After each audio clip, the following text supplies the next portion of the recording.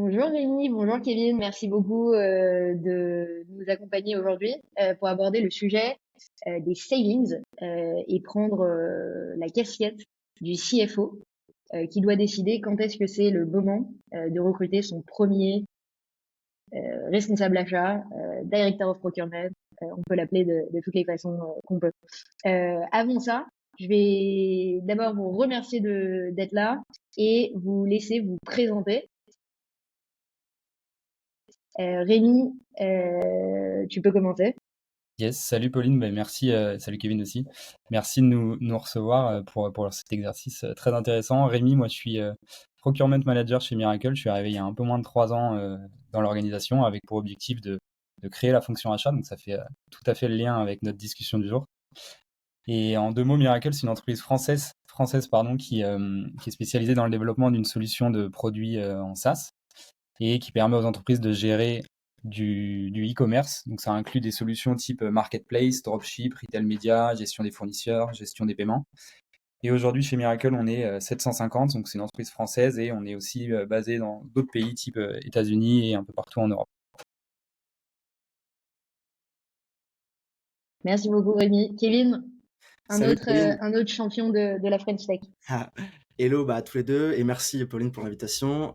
Donc moi Kevin, je m'occupe des achats indirects chez Swile depuis 1 an et demi à peu près. Donc c'est ex-Launcher créé fin 2016 qui est devenu Swile, une boîte française, acteur des titres restaurants dématérialisés avec une carte reliée au réseau Mastercard. Et plus globalement maintenant, on est sur le marché des avantages charriés avec une extension des services, pas que le titre restaurant. On fait du chèque cadeau digital, de la mobilité, du voyage d'affaires, etc. Aujourd'hui, on va s'intéresser à l'impact d'une équipe procurement. On va se mettre un peu dans la peau du CFO d'une boîte qui a bien grossi, qui a atteint une certaine taille, et on va essayer de lui donner des billes pour savoir quand est-ce que c'est le moment de faire son premier recrutement en procurement. On va construire une conversation où on va essayer de développer un framework d'analyse pour l'aider à prendre sa décision en fonction des problèmes, de maturité, de l'impact espéré.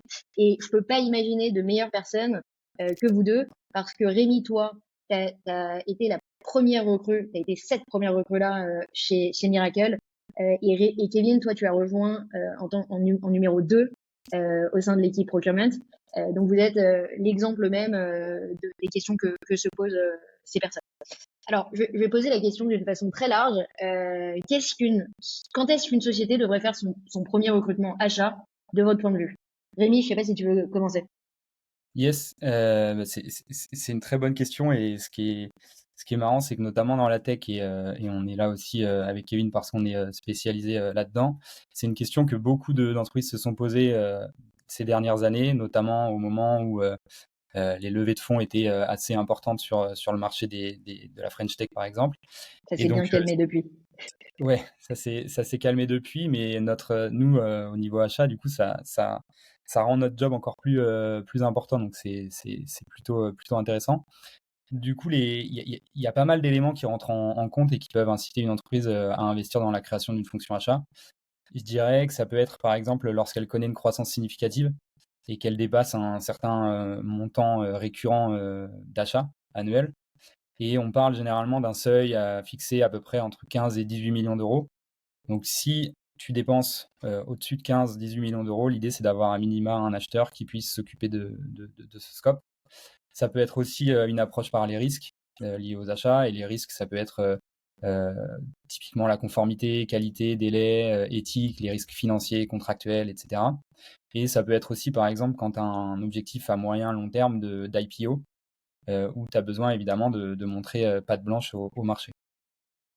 Très clair. Kevin, je ne sais pas si tu as une perspective différente. Ouais, je rejoins ce que dit Rémi. Je pense que c'est très lié à la croissance de la boîte et du volume d'achat de la société, potentiellement sans contrôle approprié initialement. Donc ça fait sens de pouvoir avoir quelqu'un qui vienne contrôler tout ça et mettre son nez dans les dépenses à partir d'un certain volume. Je pense qu'il y a d'autres signaux financiers tels que la nécessité de réduire les coûts, d'optimiser des processus, d'améliorer la rentabilité de la boîte par exemple.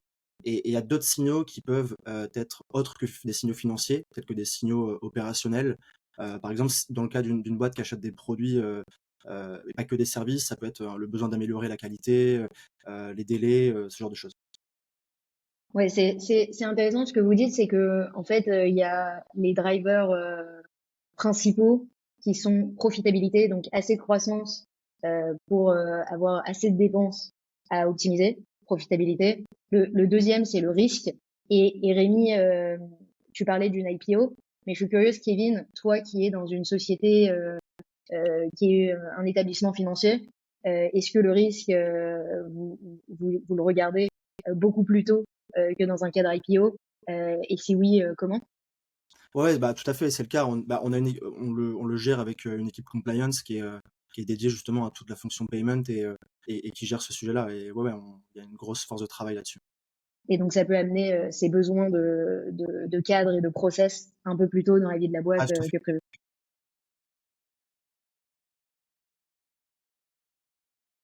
Ça m'amène à une question juste après, qui est, admettons qu'on ait pris la décision, allez, on y va, on recrute notre premier directeur achat. Moi, je suis CFO et je dois expliquer à mon boss, le CEO, ce que j'en attends. Quel est l'impact raisonnable que je dois attendre de cette recrue et peut-être avec des intervalles de temps un peu différents. Peut-être on peut dire 12 mois, 24 mois. Kevin, tu veux commencer? Ouais, ouais, ouais. Bah, en fait, je pense que ça dépend du contexte de la boîte dans laquelle tu travailles et du mandat du coup que tu as dans la boîte. Moi, je vais parler du cas d'une boîte qui a des enjeux de profitabilité tels que je l'ai connu avec Swile, qui a vécu voilà, des levées de fonds, etc. Donc, et un objectif du coup d'atteindre la rentabilité. Je pense que ce qu'on peut attendre d'un acheteur dans ce cas-là, c'est de donner de la visibilité sur la data, sur ce qu'on achète, de pouvoir apporter un cadre et des processus pour pouvoir contrôler les dépenses. Ça rejoint un peu ce que je disais tout à l'heure. Et donc, évidemment, à 12-24 mois, c'est, je pense, un gros focus sur comment réduire les coûts, comment apporter de la professionnalisation pour bien négocier avec ses fournisseurs et bien gérer ses fournisseurs à court et long terme finalement. Rémi, t'as une perspective similaire?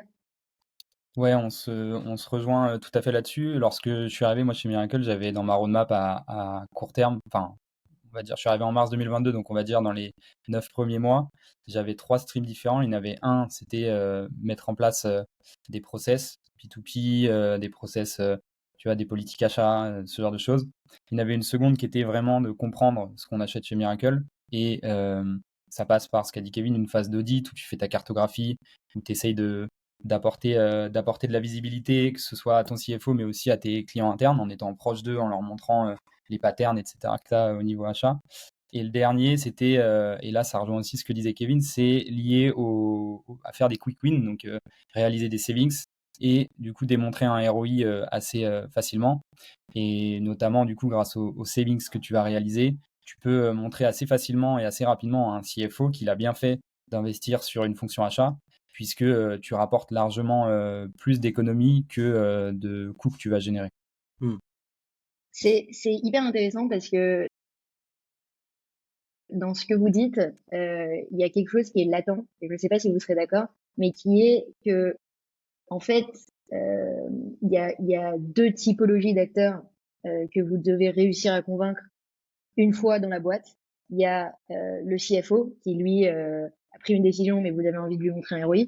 Mais ce que vous avez tous les deux dit, et je trouve ça intéressant, c'est il y a une cartographie qui, je pense, vous aide à comprendre où sont ces premiers quick wins, Rémi, et les key personnes à embarquer. Et est-ce que vous pouvez en parler un petit peu plus tous les deux de comment vous avez fait ce passage de la cartographie à c'est lui que je vais convaincre et je vais lui montrer ses quick wins à lui pour que davantage et davantage de spend me reviennent. Ouais, tu veux que je commence, Pauline? Vas-y, vas-y. Bah, en fait, ouais, la cartographie, ça permet de définir le terrain de jeu, et ensuite, enfin, de voir, là où sont les grosses dépenses, là où on va avoir de l'impact, en tant que fonction procurement et derrière, en fait, ces dépenses, elles sont gérées par ce qu'on va appeler des centres de coûts qui sont représentés par des personnes. Et en fait, c'est ces personnes-là qu'il faut aller voir pour les convaincre que bah, on peut aller négocier, on peut aller optimiser les dépenses, la gestion du panel fournisseur, etc.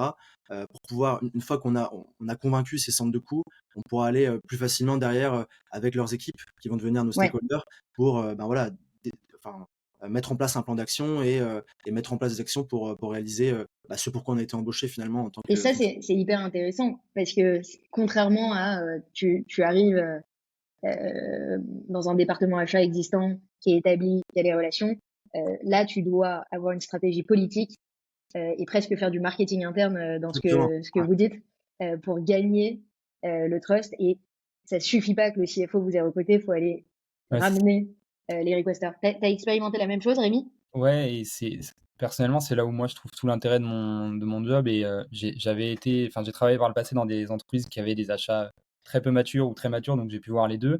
Et clairement, moi, quand c'est peu mature, c'est là où je m'éclate le plus. En fait, tu te retrouves avec des clients internes, si on peut les appeler comme ça, qui sont pour certains très connaisseurs de la fonction achat. Ils ont eu pour habitude de travailler avec des acheteurs. Ils ont eu tous des expériences potentiellement positives, négatives, etc. Ils ont un a priori.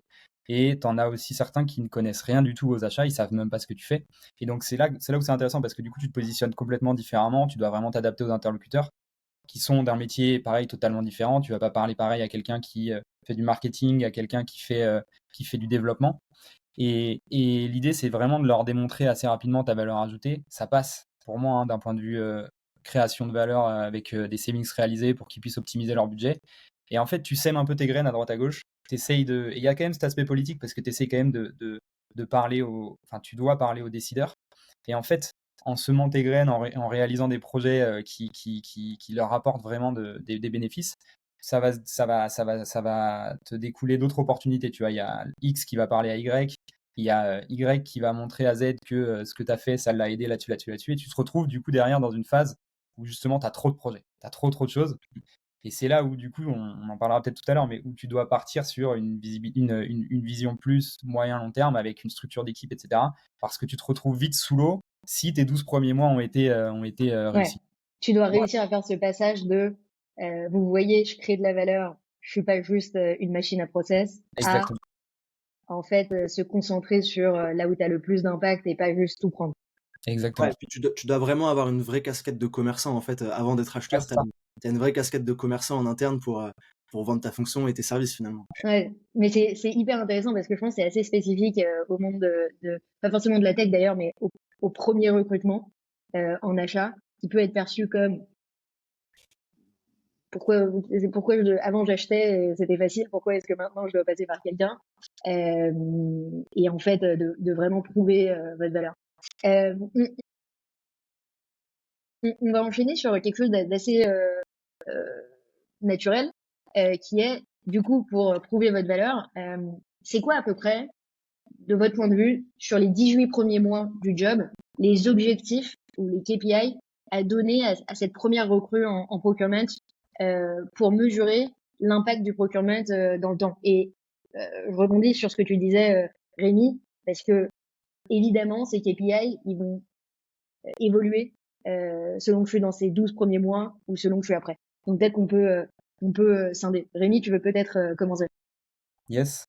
En fait, au niveau des KPI qu'on te fixe, je pense que c'est un exercice qui doit être compliqué pour un CFO lorsque il n'y a pas de fonction dans l'entreprise.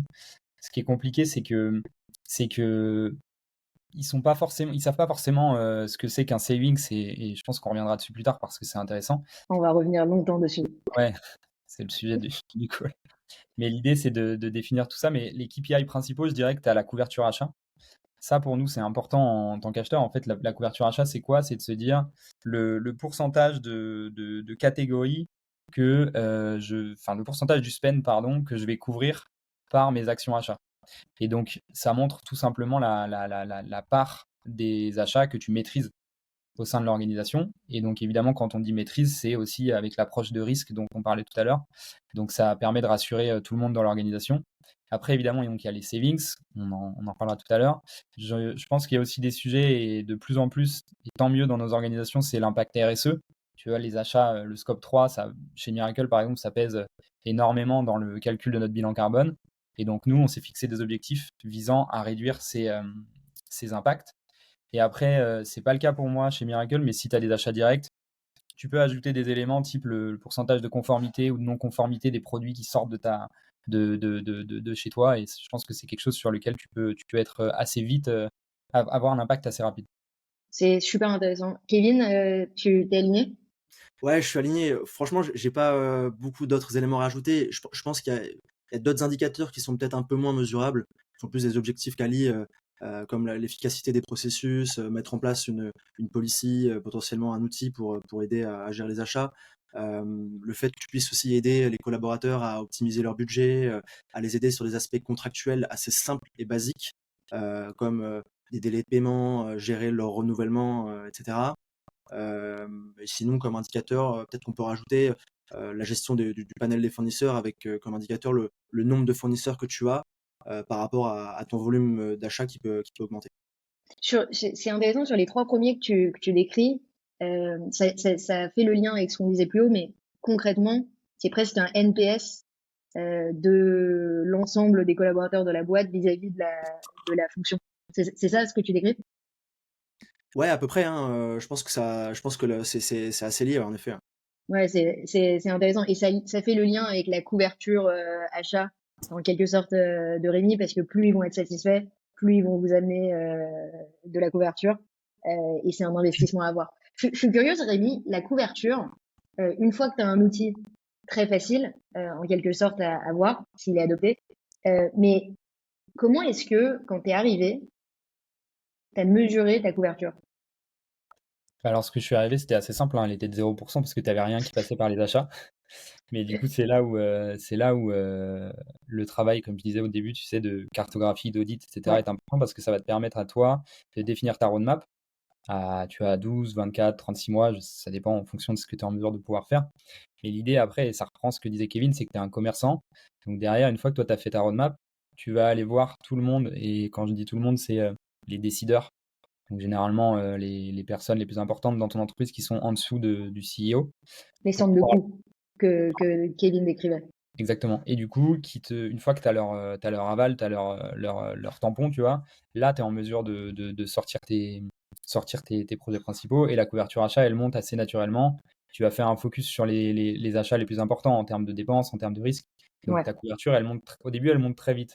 Et Elle monte ensuite, c'est un 80-20, et ensuite, c'est là que ça Bah, devient non, compliqué. le 80, il est quand même. Je pense que si tu es au bout de 3, 4, 5 ans à 80% de couverture achat, tu es très bien déjà. Ok. Parce que, encore une fois, ça prend énormément de temps. Mais ce qui est sûr, c'est que tu peux atteindre un 40%, 50% assez vite. Après, ça passe par du recrutement pour, je dirais, de 50 à 80. Et au-dessus de 80, là, tu es quand même dans un environnement plus mature. Tu interviens au niveau de la stratégie de l'entreprise, etc. Tu vois, Ok. la fonction achat est totalement différente. Ok. Et concrètement, donc, la recette de cuisine, c'est j'arrive, je cartographie mon spend, je rank les centres de coûts les plus dépensiers, et c'est ces quelques personnes que je vais taper le plus vite possible pour arriver à mes 40% en quelques mois. Yes. Ouais. J'imagine que c'est souvent les mêmes, non? C'est souvent workplace, Non, c'est pas forcément ça dépend workplace. du business. En fait, ça dépend du business, tu vois, chez Miracle, et je pense que c'est la même chose chez Kevin, si je parle pas des achats directs chez toi, chez Swile Kevin, chez Launcher. Je pense que c'est principalement tout ce qui est lié à la tech, lié à ton produit.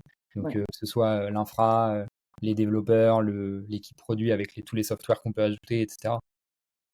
Ouais, super clair. Le loyer, ça doit être un peu Le après. loyer, ça l'est aussi, mais oui, ça vient un peu après. Surtout qu'on est quand même pas mal sur du coworking, etc. Donc, tu as moins d'impact. Tu as évoqué la notion de savings qu'on va Légèrement. creuser parce qu'elle est importante.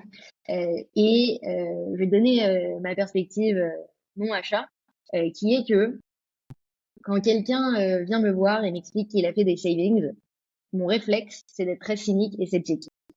Parce que j'ai toujours en tête ce slide qu'on m'a montré un jour en me comparant la première offre versus ce qu'on a signé et en me disant je comprends pas ce que je suis censée apprendre de ça. Donc l'idée là, c'est d'aller un peu plus loin sur la notion de savings et de vous demander et peut-être en commençant par Rémi, c'est quoi un saving? Pour moi, le saving, et par rapport à ce que tu disais là comme exemple, c'est la crédibilité du service achat au sein d'une entreprise. Donc globalement, tu peux déclarer tout et n'importe quoi et il y a à boire et à manger dans les savings que tu peux déclarer. Mais c'est toi et ta crédibilité, toi et ta conscience professionnelle qui vont déterminer ce que tu mets ou pas dans un savings. Et généralement, enfin moi en tout cas, ce que j'ai mis en place chez Miracle, c'est que j'ai défini 5 types de savings différents. Et évidemment, les 5 n'ont pas la même valeur. On pourra les reprendre juste après un par un. Ouais. Mais en fait, lorsque tu as un impact PNL ou un impact budgétaire, c'est là où vraiment tu vas pouvoir valoriser tes savings. Parce que d'un point de vue CFO, d'un point de vue FP&A, etc., il y a un vrai impact. Ils voient de façon effective, ils voient l'impact des actions achats que tu as pu mener. Là où, au contraire, quand tu parlais tout à l'heure de la première offre versus la dernière, ça ne veut pas dire grand-chose et ça ne se voit pas dans les comptes. Et donc, le premier, moi, je l'ai appelé hashtag procurement. Et en gros, l'idée, c'est que tu as une baseline, donc tu as une dépense qui a été réalisée l'année dernière. Et c'est tout simple, tu vas comparer ce que tu payais l'année dernière à ce que tu vas payer cette année grâce aux négociations que tu as effectuées. Tu Et, veux et ouais, peut-être vous avez des exemples là-dessus? un exemple Je à peux chaque te fois, dire, ça c'est peut. un exemple, si tu veux, assez Vas-y, simple. Kevin. Si par exemple, tu travailles avec un éditeur, tu achètes 100 licences à 5 euros en 2024, ta baseline, c'est 500 euros. L'année prochaine, si tu négocies avec cet éditeur et avec des revendeurs, par exemple, et que tu négocies un prix à 3 euros la licence, pour ces 100 licences, tu paieras 300. Donc en fait, ton saving, ce sera 200 euros, c'est-à-dire la différence entre les 500 euros que tu payais en 2024 et les 300 euros que tu payes en 2025. Donc en fait, tu utilises une forme de coût unitaire pour que même si la boîte elle a 500 employés en plus et que factuellement maintenant on a 500 licences, chaque licence on la paye moins cher unitairement Exactement, que ce qu'on l'a exactement. payé l'année dernière. En fait, ouais, c'est un bon point parce que si ton nombre d'employés il augmente, mécaniquement, en fait, tu vas augmenter tes dépenses. Par contre, si ta baseline, c'est ton coût unitaire, si tu passes de 100 à 200 employés et que tu réduis ton coût unitaire, tu feras quand même enfin voilà, tu feras quand même un savings, parce que bah, c'est un levier de négociation aussi, le volume que tu vas acheter par rapport au nombre de personnes que tu as dans ta boîte. Ouais, clairement. Ok, super clair. Donc le premier, c'est mon économie versus la La période précédente. Exactement. Le deuxième? Le deuxième, c'est au contraire, tu n'as pas de dépenses l'année dernière, tu vas le comparer du coup au budget de l'année suivante. Donc c'est vraiment un nouveau sujet. C'est quelque chose que tu n'achetais pas précédemment, mais que tu veux acheter et que tu as défini grâce au budget en amont de l'année suivante. Ouais, par exemple, si par exemple je prévois, j'ai pas de bureau à Paris, en 2025, on prévoit d'ouvrir des nouveaux bureaux, donc un bureau à Paris. J'ai pas du coup de baseline N-1 sur une prestat de ménage. Donc avec mon équipe Workplace et mon FP&A côté budget, on va prévoir par exemple 5 000 euros de budget ménage par mois. Donc on est sur un estimatif à 60 000 euros de budget sur l'année. Moi, en tant que fonction procurement, je vais aller consulter des fournisseurs et après négo, je vais finalement tomber et signer une proposition à 4 000 euros par mois. Donc sur l'année, je vais dépenser 48 000 euros. J'avais budgété 60. Donc en fait, je vais déclarer 12 000 euros de savings par rapport au budget cette fois-ci et pas par rapport à une baseline finalement qui n'existe pas. Ok. Et là-dessus, tu es du coup très impliqué dans la définition des budgets ou c'est vraiment FP&A et les différents centres de coûts qui s'en occupent? Bah ouais, l'idéal, hein, si t'as fait ton job de commerçant en interne pour pouvoir justement, je pense que c'est intéressant d'être appliqué le plus en amont possible pour aider les équipes à définir le budget. C'est pas la responsabilité de l'acheteur, mais c'est intéressant d'être impliqué. En tout cas, c'est intéressant d'être impliqué une fois que la négo est faite pour remonter et partager avec les équipes, que ce soit Workplace et les équipes budget, pour ce que disait Rémi, crédibiliser finalement auprès de la finance et impacter finalement réellement l'économie que tu réalises. Ok. Donc ça, c'était le deuxième. Le premier, c'était hashtag procurement. Le deuxième, c'est hashtag budget. Le troisième, Sympa le mime. Euh, hashtag. Et là, en gros, les trois que je te cite, les trois premiers, c'est les plus récurrents, ceux qui arrivent dans 90% des projets. Et donc, les deux premiers sont les plus qualitatifs. Le troisième, là, c'est la cost avoidance. Donc, en français, c'est l'évitement de coûts. Et donc, c'est un savings qui est souvent traqué dans les entreprises, mais qui est peu mis en avant, peu valorisé. En fait, c'est tout simplement, tu n'as pas de baseline, donc tu n'as pas de dépenses sur l'année dernière ou sur la période précédente, et tu n'as pas de budget alloué. Donc, c'est un nouveau projet qui arrive en plein milieu de l'année. Donc, tu n'as rien pour le comparer. Donc, ce que tu fais, généralement, c'est que, par exemple, tu lances un appel d'offres, tu vas prendre les offres, les premières offres comparables. Parce que parfois, tu vas te rendre compte dans un appel d'offres, tu vas avoir un fournisseur qui va chiffrer quelque chose largement au-dessus ou largement en dessous parce qu'il y a une incompréhension sur le cahier des charges, etc. Donc, tu vas prendre vraiment des offres qui sont crédibles et tu vas faire la moyenne de ces offres et tu vas les comparer à l'offre que tu vas finalement signer. Ouais, peut-être Ok. que pour te donner un cas concret, imagine que demain, tu te fais cyberattaquer, tu as 500 PC qui sont HS dans ton entreprise.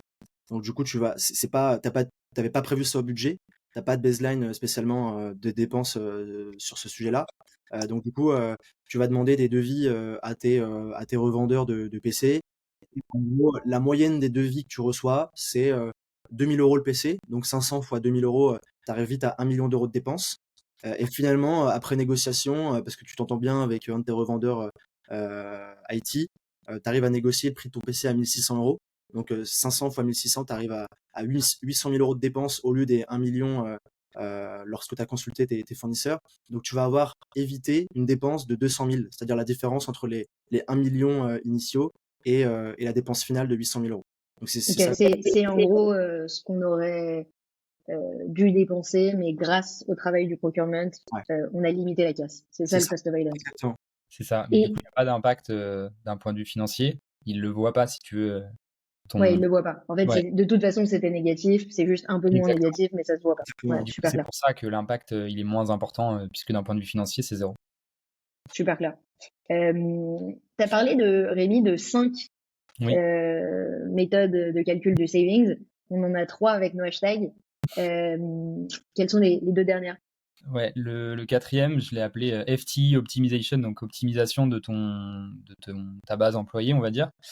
Et là, pour le coup, tu as une baseline qui existe, et la baseline, elle se base sur les coûts de masse salariale, globalement.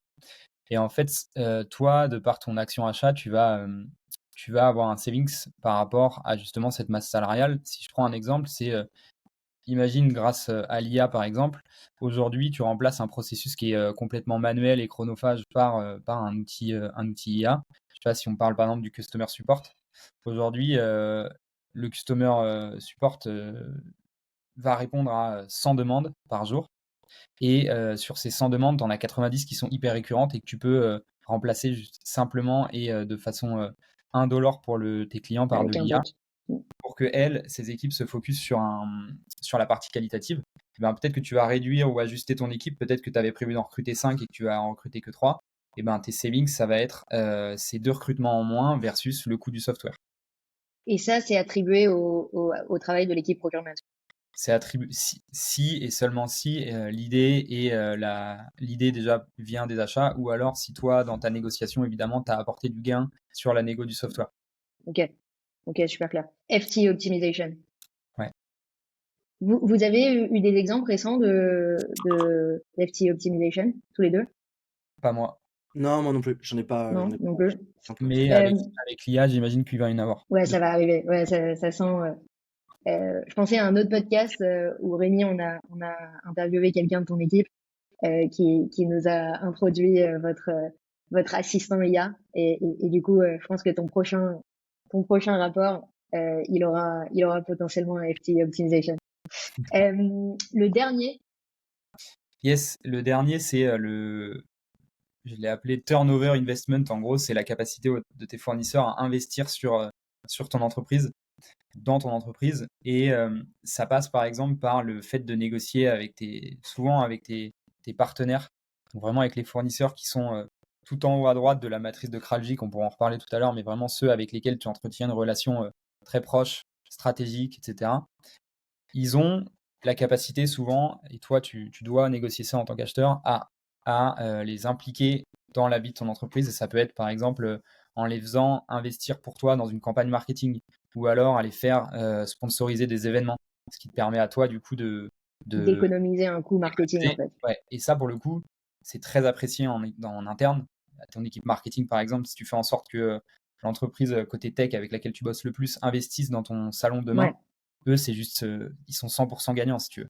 Donc Et puis ça peut être assez large parce que rien que parfois le fait que ton client, sans même qu'il dépense de l'argent, mais ton fournisseur, pardon, il accepte de faire un cas avec toi, il accepte de faire du co-branding, même s'il n'y a pas de l'argent impliqué, pour toi, c'est un asset, en fait.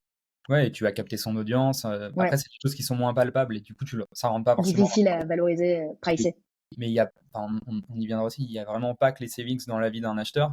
Et on est aussi là, on est aussi les premiers à devoir vendre notre organisation. Et du coup, ça passe par là, évidemment. Ouais. Non, mais t'as bien dit que ton premier KPI, c'était la couverture. Le saving, c'est venu après. On a beaucoup parlé dans cet épisode de comment est-ce que la fonction, elle évolue politiquement dans le temps. C'est-à-dire qu'au début, c'est le commerçant, comme vous l'avez appelé, qui doit aller chercher son business en interne. Je suis curieuse par rapport aux savings. Comment est-ce que la notion, elle évolue peut-être aussi avec le temps et la maturité de la boîte. Peut-être qu'au début, personne n'est capable de comprendre la notion de cost avoidance, ou peut-être qu'au début, il n'y a juste pas de baseline pour plein de choses. Comment est-ce que ça évolue dans le temps, en fait, de votre point de vue? Et peut-être ça évolue pas.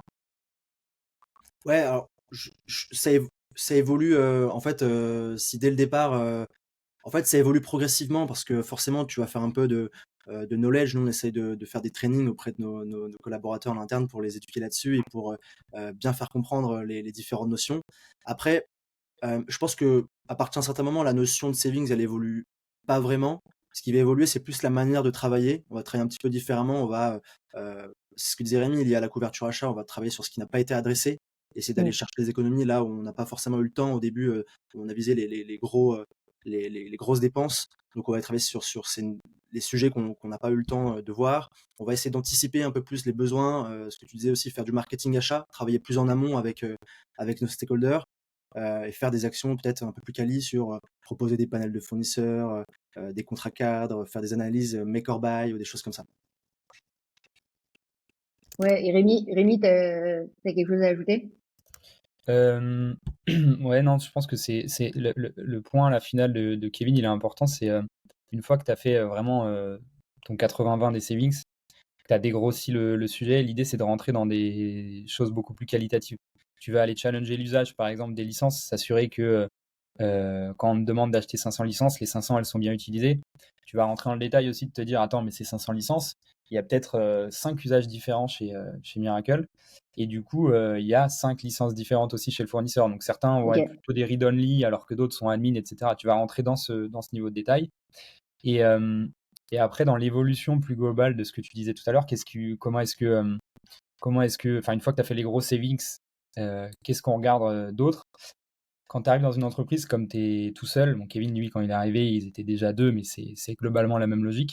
En fait, dans ta politique achat, tu es obligé de fixer des seuils. Tu vas traiter tous les sujets qui sont au-dessus de 1 million, au-dessus de 100 000 euros, au-dessus de 10 000 euros, peu importe, pour être à même de pouvoir t'impliquer de façon quand même qualitative dans les sujets. Et tu vas faire une impasse sur les autres. Pourquoi? Parce que tu n'as pas le temps, parce que ton impact sera pas aussi important, etc. Et au contraire, plus le temps passe, plus tu te staffes, plus tu as couvert des sujets, etc., plus tu vas pouvoir réduire ces seuils. Et donc, ils auront moins d'impact. Néanmoins, tu as tellement de volume d'achat avec des petits ou moyens fournisseurs que finalement, même ce que tu vas mettre en place, le fait de comme disait Kevin tout à l'heure, des panels ou alors le fait de mutualiser, etc., des dépenses, tu vas faire des savings très importants.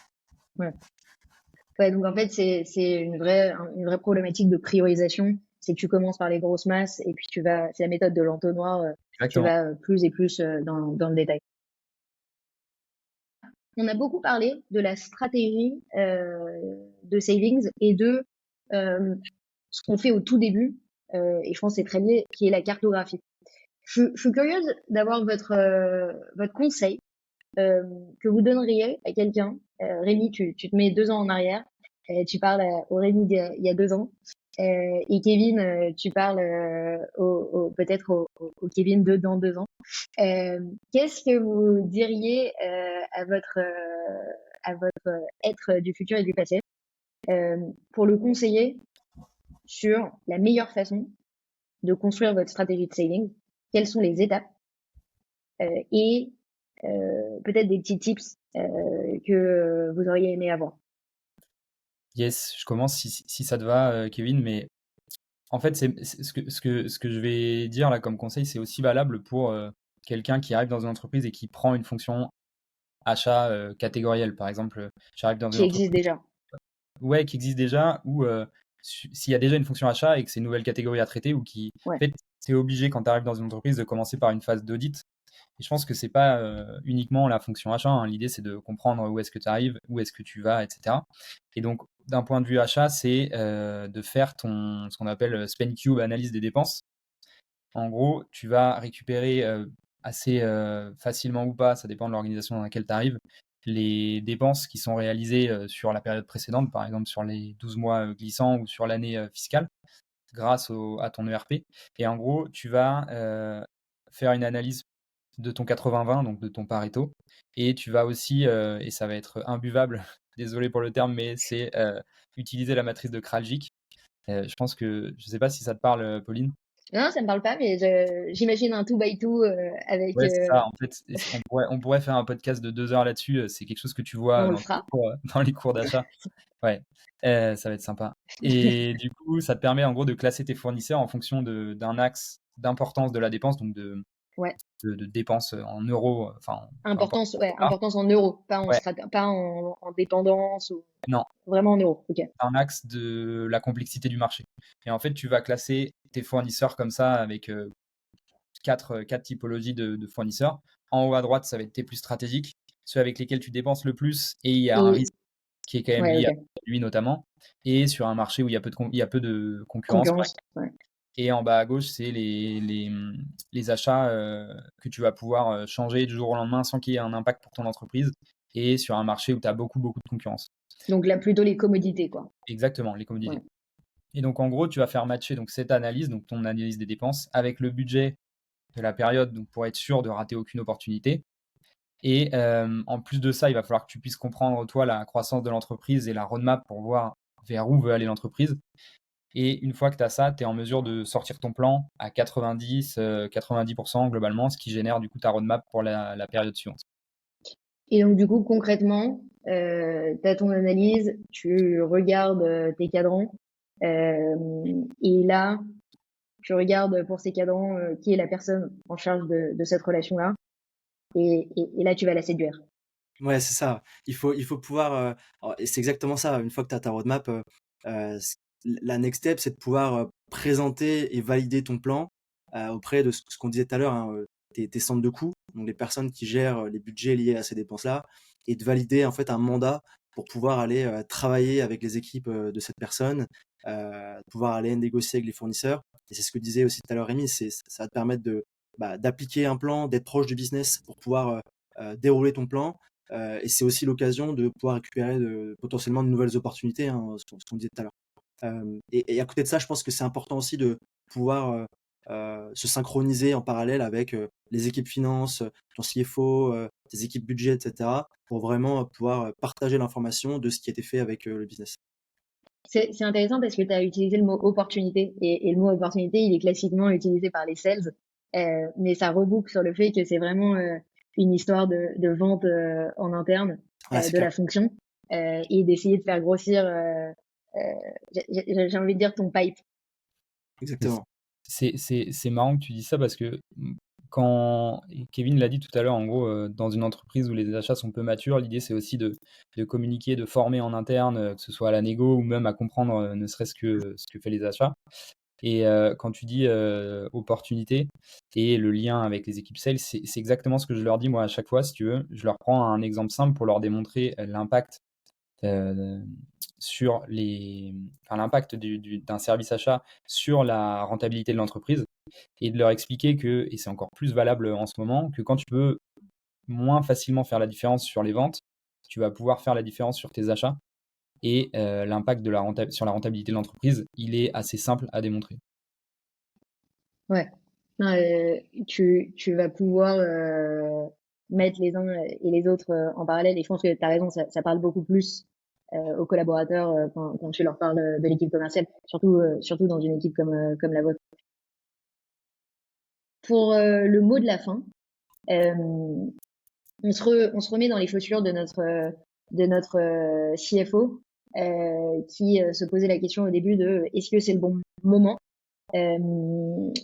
Sur le moment, ce qu'on a beaucoup dit dans ce podcast, c'était la croissance et en fait le focus presque, profitabilité, sécurité, compliance en fonction de métriques qui peuvent dépendre du business. Et il y avait une notion un peu latente de maturité. Ensuite, on a parlé des savings. Et Rémi, je te laisse redescendre tous tes hashtags. Tu veux que je redescende les 5? Juste pour faire un petit résumé à la fin. Ça roule. Il sera En peut-être gros, coupé. ouais. Tu as donc hashtag procurement, donc tu as une baseline et tu fais des savings versus la baseline. Tu as le hashtag budget, donc tu n'as pas de dépenses l'année précédente, mais tu as un budget qui a été défini et donc tu vas faire mieux que ce budget. Tu as la cost avoidance, l'évitement de coûts, donc tu n'as pas de budget, tu n'as pas de dépenses de l'année dernière, c'est un projet qui vient d'arriver et tu vas faire du savings dans le cadre d'un appel d'offres ou d'une négo directe avec un fournisseur versus la première offre. Tu as la partie FT optimisation, donc tu vas améliorer tes coûts de masse salariale. Et l'investissement, je l'ai appelé hashtag turnover investment, c'est la capacité de tes fournisseurs à investir dans ton organisation et sur des événements, par exemple. De la co-création. Je suis pas claire. Et Kevin, pour le mot de la fin, tu arrives demain dans une boîte où tu as un copain, ton meilleur ami arrive demain dans une boîte pour lancer le département procurement.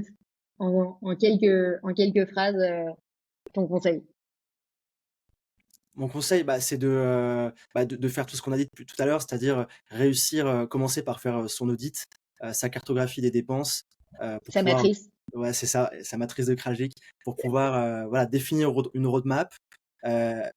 Mon conseil fort, c'est d'être vraiment commerçant.